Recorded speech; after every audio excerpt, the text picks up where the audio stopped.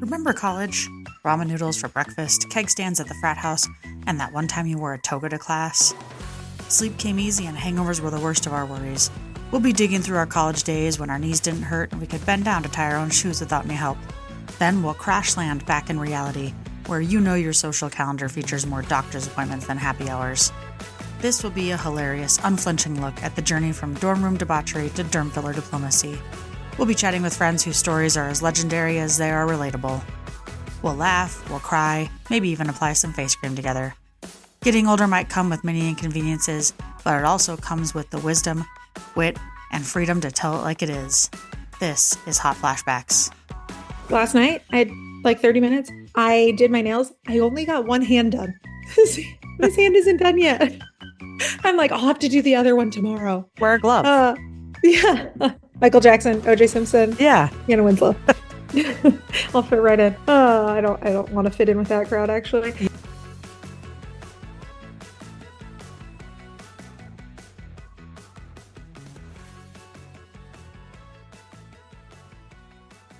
Welcome to Hot Flashbacks.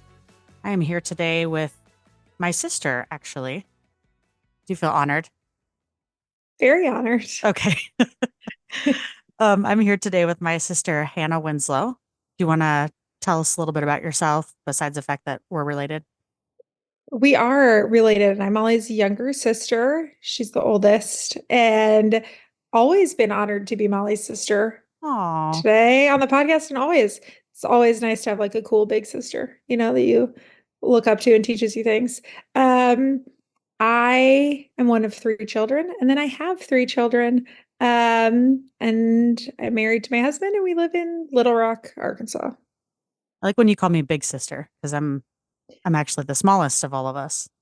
Yes. I was gonna say, what else should I call you? But you're right. You are much shorter than me. My child is almost as tall as you, and she's 7.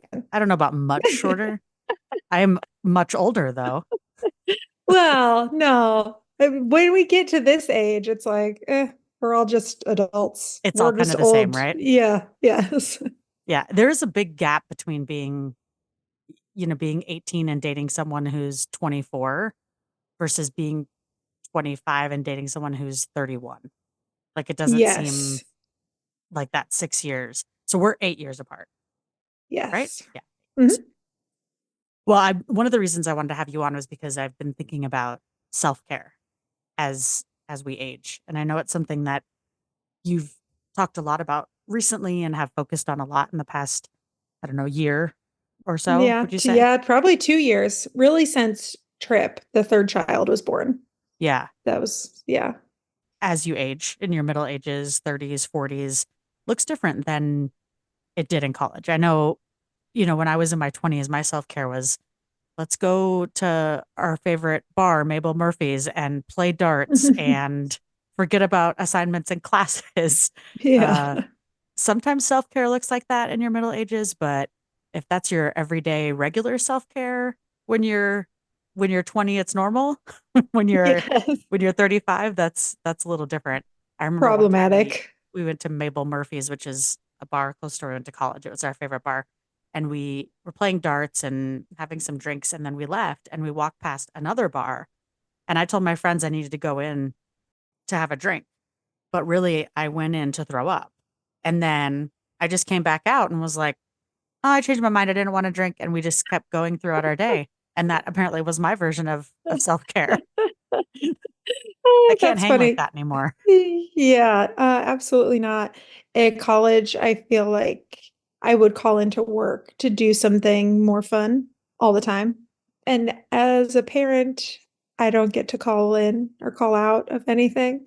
So there is no option. Like right now, I'm tired because I was giving 2 a.m. popsicles to sick children. I'm like, oh. No So days off. yeah, no days off anymore. Where it used to be, and we would sit in the front yard with a "You honk, we drink" signs just because it was nice outside. And now I'm like, oh, it's beautiful outside. Maybe we can go to the playground. Sounds thrilling. Think about self-care in your 20s. What sorts of things did you consider as, taking care of yourself or giving yourself a minute or taking a break? What kinds of things did you do? Honestly, I don't think I thought about it at all because like it was all about me all the time. Like I never thought about it because, of course, I was doing stuff for myself because there was nobody else to take care of. Like, I don't even remember there being a concept of like, oh, I have to pay attention to like myself. I don't, I just did because there was nobody else. Um, I remember, I don't know if it was my first job or second job, but I mean, I worked out like 2 times a day, but like I also had the time. So it was easy. Like if you didn't have to go at work till 9 a.m., like I had time before work. I didn't have to take anybody to school or do any of that stuff. And then after work, I also still had plenty of time. There was no homework, we weren't going out every night. Obviously, in your early 20s, like I wasn't doing that. So it was just easier to just pay attention to yourself At the as like, time, that felt like self-care. yeah. Like your whole life was self-care. Yes, honestly, because I could do whatever I wanted, basically whenever I wanted. I mean, the hours of 9 to 5 were reserved for work, but like I had friends at work and like it was pretty enjoyable to be there too. So nothing really felt like I was depriving myself of anything. Right. Whereas I feel like as you grow older, you just have more responsibilities and obligations and people that count on you. And that's, I feel like, when you fall lower and lower on the list. And that's when you're like, oh, I really have to like consciously decide to pay attention to myself. Whereas Yeah, before it was just your life. yeah, and I think that's interesting because when you say your whole life was self-care, but you probably didn't really realize it, and that Mm-mm. translated into doing whatever you wanted, that doesn't translate as well into your 30s or 40s as far as doing whatever you want as a form of self-care. It doesn't really translate. So you have to be, like you said, more intentional. Yeah, because your timing is limited. So you have to decide, like, if I only have 20 minutes today. Last night, I had like 30 minutes. I did my nails. I only got one hand done. This hand isn't done yet. I'm like, I'll have to do the other one tomorrow. Wear a glove. Uh, yeah. Michael Jackson, OJ Simpson, Yeah. Hannah Winslow. I'll fit right in. I don't want to fit in with that crowd actually. Yeah, that's not a crowd you want to be associated with, I don't No. think. I don't think so either. But I feel like it's stuff like that. Like there were so many things I could have done last night, but I was like, Matt was watching the draft and he's like, oh, I need a night to just sit here and do nothing. And I was like, I do too. So I just sat next to him and we watched the NFL draft and I did my nails for, a half an hour. And then I was too tired to finish. And I was like, I'd rather go to sleep. That's what it is. Yeah. So I'll How did finish the this one Saints do today. in the draft? I didn't see them. I mean, we were like in and out. It's so long. The first round was so long, and the Chiefs were like at the end, so that we had it on all night. But I wasn't paying attention like the whole time. I think the Cowboys got somebody from Alabama. I don't remember the Saints pick. Well, it's one of I those saw kinds Vi of things that you watch, but actually nothing much is happening. So it's like a 3 hour long thing, and there's about like maybe 18 minutes of actual stuff you want to know about. Yes. I mean, they do good storytelling with That's some true. of the athletes, like they do with the Olympics and stuff. So I like that part. But there was a part, okay, which was funny, and I laughed, and Matt did not get it. But in Miss Congeniality, when they're like, "Oh, describe your perfect date?" And she's like, Hmm. "April 25th. It's not too hot, not too cold. All you need is a light jacket." Okay. Well, yesterday was April 25th, and then this guy got drafted, and they're interviewing his mom, and the reporter goes, now, how far has your family come? Like, what have you overcome? What have you gotten through for this moment, etc.? And the mom goes, we came from Baton Rouge, Louisiana. And I was like, I don't think that's what she meant. It was just so, earnest, but also like, she's probably so Endearing. stressed. And like, yeah, I couldn't help but chuckle. I was like, I remember that part, but no, I don't remember who the Saints got. Okay, well, thanks for nothing. Sorry. Sorry. Sorry. So your self-care was spending some time watching the draft and painting your nails and only getting one done. I mean, worse Yeah. things have happened. Yeah, I was gonna say it's not so bad. I'll do the other hand today. And I think I just have like lower expectations. Half's pretty good.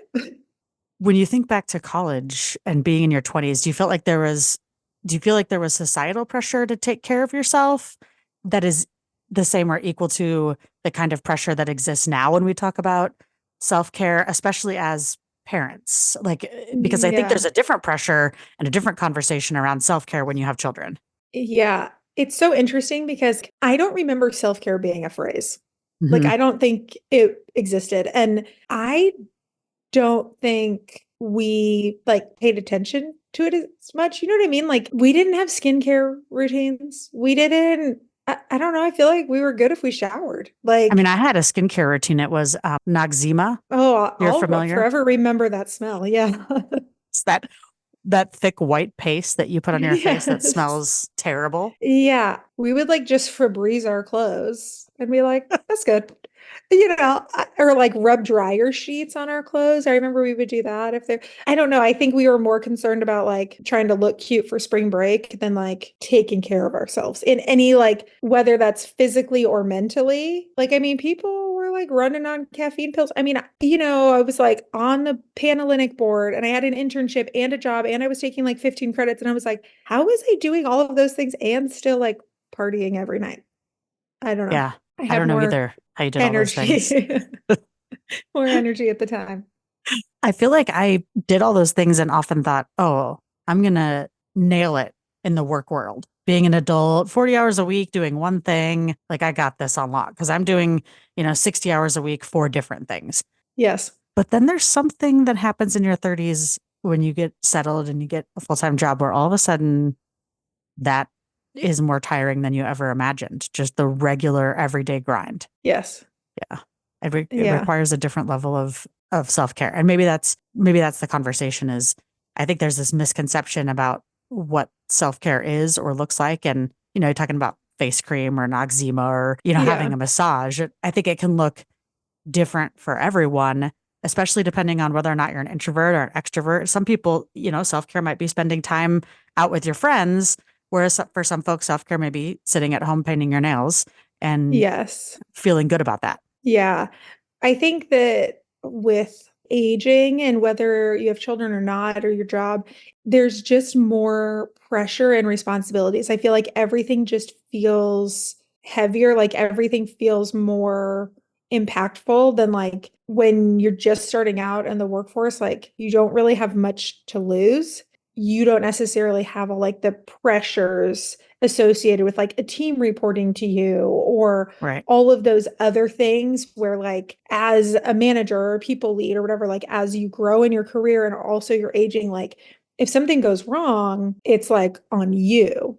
And so I think that those kind of things make just a 40-hour work week more stressful and draining, and it consumes your thoughts. Because even while you're not like there and on the clock, we're always on the clock. People have phones and they're emailing you all the time, or they can call and text you, or you're worried about something. And so it's like hard to disconnect from that. So you go in thinking it's just like a 40-hour work week. Like, yeah, I could do all these things in college. Like, I could do that. It doesn't stay just 40 hours Yeah, and at I all. think the level of responsibility that you have, and Increases. it's funny because Erin is 16 going on 17 here soon, and we're talking with her a lot about responsibility and the things that need to start happening, right? At some point, you have to start taking things on that make you more of an adult. So getting your license, paying for your own gas, paying a cell phone bill, these kinds of little things that we want our teenagers and to do to start taking on responsibility. And I could tell she's overwhelmed. I remember feeling excited about those kinds of things, and everybody responds differently. But I think the overwhelming feeling is more the idea that this is just the beginning of the change in growing up and taking on all of these responsibilities. It continues to grow. And I have to remind myself and reflect that this is kind of scary, probably for her to grow up in this way, to say, okay, oh, I'm getting older. I have these responsibilities. I have to do these things. Everything feels more impactful. And Yeah. so, yeah, I think the risks in your 20s don't feel as impactful. If you lose your job when you're 20, maybe you go down to Texas Roadhouse and get a new one. But when you think about losing your job in your mid 30s or 40s, that feels Mhm. life changing. Yeah. Because they're like, can I get a job at this same level, at this same pay rate? Does my family have to move? Like, Right. it's way different than like, oh, I'll get a serving job to pay the bills until like I get something else or whatever. It's way different because, there's people that rely on you, or there's just way more bills you have to pay. Like, it's way different. So, how would you say that your approach to self care has shifted as you've aged and hit sort of I'd hate to out you, but your middle 30s, if you I will? know I will be 35 soon. Trust me. My kids tell me all the time how old I am, which is like side note interesting being a parent to like one kid, and I'm like the youngest parent for Clara's age group. Right. And then with Trip, I'm the oldest parent. And like seeing it, I'm like, oh, we're the same age. And then I see these other moms and I'm like, oh no, no, you're 26. Like we're literally like 10 years apart. Like Yeah. our lives are way different. Even though our kids are the same age. It's just like really funny. I think my approach maybe has changed from actually a woman I worked for, I don't know, 4 years, who's also a podcaster. She uses the term, Rachel Nielsen from 3 and 30 podcast. She uses the term soul care. And I like that because it encompasses different parts. I think self-care can be very like paint your nails, which is what I did, but also I was sitting and relaxing. It could be therapy, or it could be like talking to your best friend or your mom, or there's so many things that like depending on who you are or in that season or in that moment, what you need is different. It's not just like about your physical body, right? There's so many other things to take care of. And so I like how she refers to it as like soul care. And so that perspective kind of changed it for me. And also, she says, including yourself in your circle of care, meaning like everybody that you care for, like how well do you care for them and what needs are you meeting for them? Like you should meet those same needs for For yourself. yourself. Yeah. And I was like, oh, that is Wise. so, yeah, just so true. And so that's the thing that I feel like I have to remind myself of. And I feel like that's what has kind of been like my baseline for how I take care of myself. And I think that it was when I had my third child that things got so crazy, just logistically, that I was like, if I do not very intentionally decide I'm going to do something for myself, it's never going to happen, like ever. Mm. And so I think that you just have to sometimes just decide that you're going to do it. Yeah, I'm digging this soul care thing because I think that at least in my mind, this self-care has this idea of being very physical. Yeah. You know, like you said, you're putting on a face cream but it's not always just that, right? Maybe it's taking time to journal. Maybe it's, Yeah.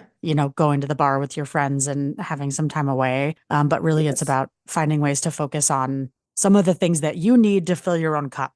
Yeah. And those things could be so different and like depending on the day, even like, or depending on, maybe your child has like some new diagnosis or illness and that's like really taxing on you. And so you need to seek therapy or something for yourself, like in that phase of life. So maybe you aren't like going to the gym every day, but that's not what you need like at that time. Right. And just realizing that like it doesn't always have to be the same as like what your body and mind and everything needs changes based on your circumstances. Yeah. I So think about self-care when I was in college. A lot of my friends were in a sorority, and on Sunday nights they would have their sorority meeting. And chapter. my best friend Brooke and I were not in a sorority. And so we were like, you know what? We're going to do our own sorority meeting. And it felt like self-care. We would go to this place called Mario's, which was a little Mexican restaurant that we loved. And I would order this giant burrito that was stuffed with potatoes and smothered in cheese and have a couple of margaritas. And that felt like self-care. And I could do that every week then and have it feel like self-care. Now that probably wouldn't fill my cup the same way. Yeah. That's not exactly what I need anymore as often. It is Yes. more that time to myself. It is more thinking about spending time doing things I enjoy and making sure I make time for those. And that makes me feel like I've taken care of my own needs, and my own needs are very different now. Yes. And it's hard to evaluate or decide like what it is you need because there's so many things happening all the time and you have limited time. It's almost like you can feel paralyzed with decision like how do I even take care of myself because I could do 900 there's 900 things I want to do right now. But like I don't have the time, the resources, whatever to do them. And so I think that's hard, but maybe that's just an ADHD or an Enneagram 7 or what it is, because I'm always like, oh, what should I do right now? Because there's so many options. I feel overwhelmed with choice sometimes that then I'm like, oh, I'll just pick up the house because that's what needs to be done. Well, from one ADHD I to know. another. I know. I think that is true. And I often can't decide between using some of my me time to be busy and productive. And Hmm. that's what I want to do, whether it's making something or fixing something around the house or cooking something, baking something, or relaxing. I know I need to spend time relaxing. I often don't find it to be as rewarding. At the end of the day, I know it is, but I need to take more time to just chill out. But my ADHD tells me that I need to take time to do things. And so sometimes I struggle to find that balance of, okay, productive, did laundry, did all those things. That actually makes me feel good. And in a lot of ways, for me, those are self care items to knock off my list. Then also watch a movie, spend some time. I've started doing some jewelry making. Aaron got into it Ooh, and it's been good for me as a little yeah. hobby, but it doesn't feel as productive. And that's something that I struggle with. Yeah, I think that's like a struggle for, I want to say like generationally. Like, I think that, and maybe it was just our household, I don't really feel like we were allowed to just like rest, even as kids. And Yeah, not like that we were overscheduled, but like, there was stuff to be done. Like, I would agree with that. and like I never really saw our, well, I don't know. I was gonna say I never really saw our parents rest, but I do feel like dad had plenty of hobbies. Yeah, I feel like dad did rest for sure. Yes. I think that his hobbies was his version of resting, but I do think it's hard to just like sit there because in your brain it's telling you all of the other things that need to be done and it's hard to like disconnect from that. Like I don't really have a hard time like disconnecting from a phone if I want to like take a nap. Like I love a nap, but it's hard to turn my brain off from like, well, I have to do this and I could do this and if I only have this much time until the kids get home from school, then that I think is what's hard. It's the mental unplugging. Yeah, maybe we could do like a whole episode on having ADHD in your middle age. I know. I know how It's like terrible a it is. Well, an ADHD parent raising an ADHD child, let me tell you, maybe you should start a podcast. we drive Matt crazy. He's like, the two of you. Like, because I'll do things and then he's like, and you guys are the same person. I'm like, because I'll get frustrated with her about something. He's like, you do the exact same thing. And I'm like, do I? Are you sure?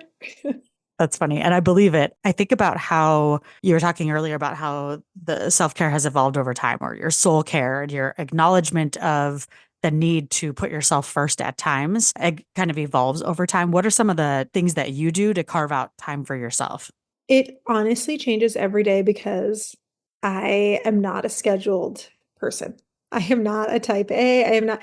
So it changes all the time. But like, I think that routinely doing things and like saying it out loud to my family or my children lets them know it's not weird for me to do something for myself. And I think that that has been important. Like, I'll tell them, like, oh, we're going to the athletic club. And like, I'm checking you guys in because I need to like get some steps in or go on a walk. And so like I'm checking you into childcare because I need to do this for me. Like Hmm. we're not going on a family walk because then I end up carrying all the bikes and everybody's fighting and like that's not for me. That's like and so doing that at the gym or even just going on a walk with just Trip, but I give him his iPad in the stroller One so that I child instead don't of three.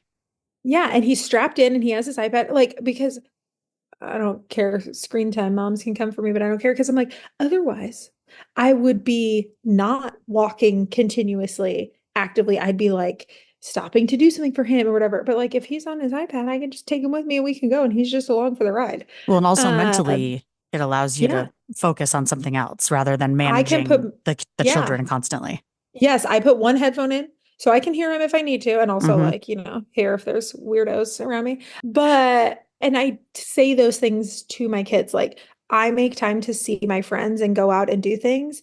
And I tell them, like, you guys get to go have play dates or go see your friends, or you see them at school, or you go to dance with them, or you do all of these things. Like, I have to make time to see my friends. I think something that makes me feel like less guilty about it is like, I think that that's a good skill to teach them is that like friendships and relationships are important no matter how old you are. Hmm. Your parents are people to With needs. outside, yeah, outside of being just your parent. And these needs are simple, right? Like I want to see my friends and I want to go on a walk. Like I'm not asking for a lot, but I think verbalizing it and then just letting them know this is what's happening. Like even with Matt, I tell him like, hey, I'm gonna go. I got invited to this thing. I'm gonna go on Saturday night. Like, are you good with the kids? He's like, yeah, what time? I don't really ask. I Mm-hmm. just say like, this is what's happening. And he's like, okay, cool. So I think maybe I got lucky in that regard of having a spouse who is like a team player.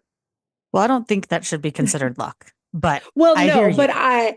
I do think that some people could listen to this and be like, "Oh, I wish that, Yes.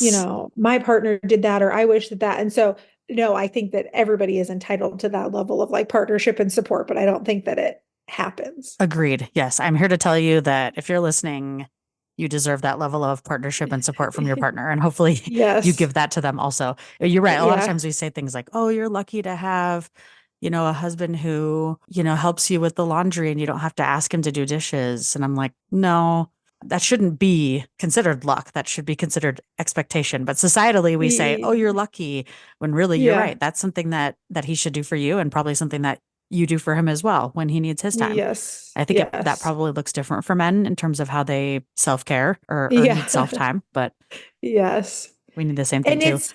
it's easier, well, I don't know if it's easier, but societally, men in like heteronormative society, that they have these really long hobbies, right? Like they golf or they hunt or they fish Right. and they leave for like 8 hours or the whole weekend. Hobbies that are And entire seasons. yeah.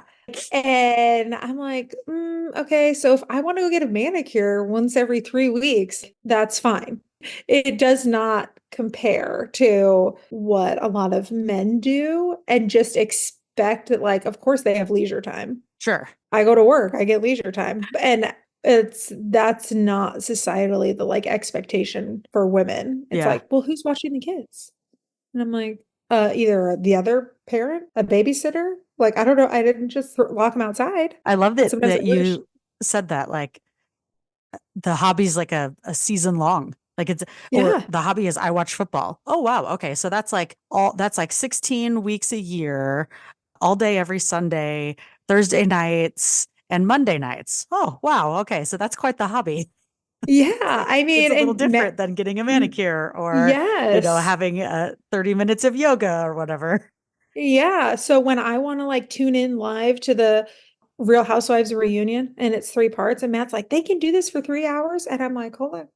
You watch football 4 or 5 days a week, whatever it is, for 16 weeks. Yeah. And then you transition right over to basketball, which is a million weeks long. Like, It's like that, this like is 97 constant. games.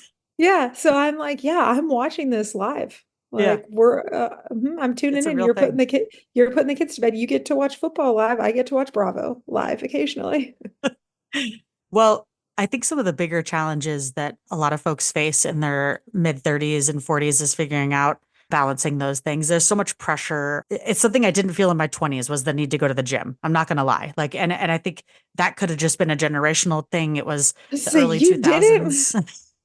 I didn't even I know we feel had a gym at my college. Oh my gosh, we had like, and not that we did not look like this. Actually, some of my friends did, but like they would literally tape up pictures of like Victoria's Secret models, like from the Victoria's Secret fashion show, and like tape them up in our apartment, talking about being like spring break ready. Okay, no, no, no. I'm Right. not And saying I didn't feel pressure to be skinny or look pretty. I didn't oh, feel pressure to have like some sort of fitness routine.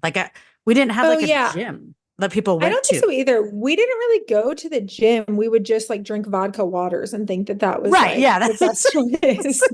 That's what I Like mean. Yeah. this is healthy. Like, No added no, no, no. I did calories. feel pressure to be skinny and look beautiful. Therefore, drinking vodka water or vodka soda with a lime on Yeah. occasion. But I don't remember people like going to the gym the way that No. I do now and the way that we think we should at this age. And I think part of that's society, but part of that is also age. You get to a point where you realize, oh, I have to take care of my body in this very different way if I want to Yes. live to be 80. Yeah. Or like for my joints to not hurt or my knee to pop every time I walk up the stairs. Right, right. Because you start Thanks for feeling the listening to Hot physical pains Flashbacks. If of you aging. enjoyed it, Oh, God. be sure to follow us on Yeah. social media It's and rough. like this episode. It's just rough. Want more Oh, content? You know, yes. just Smash like that I know. follow button wherever We did you just get like your hip hop podcasts and abs never or miss an something in our episode. apartment together. Thanks for like, sharing your you ears, know. friends. I'll catch while you you on the flip drink the side. vodka water. Yeah, probably, honestly. which now I still drink those like Crystal Light packets, which we used to put in our vodka. Now I just drink them in water, and I'm like, oh, interesting. There used to be a lot of liquor mixed in with this, but not anymore. Well, thank you so much, Hannah, for being on our show. I'm really looking forward to having you again because you are an awesome guest, just like you're an awesome sister. Where can our listeners find you for more Hannah inspired content? Oh, yeah, I'm on Instagram at Heard It From Hannah, except somebody already had that username, so I had to put an underscore in front. So it's underscore Heard It From Hannah, and then there's an underscore at the end too. And same on TikTok at Heard It From Hannah. Mostly style stuff, but also sometimes some funny parenting things when I need to Awesome. vent. I love your content. So thank you so much. Thanks for being here. Thank you here. for having me. I love you because we're sisters. We can say that on the radio podcast. We can say that on the podcast. On the air when it's on the air. when it's me. Yeah. Love you too.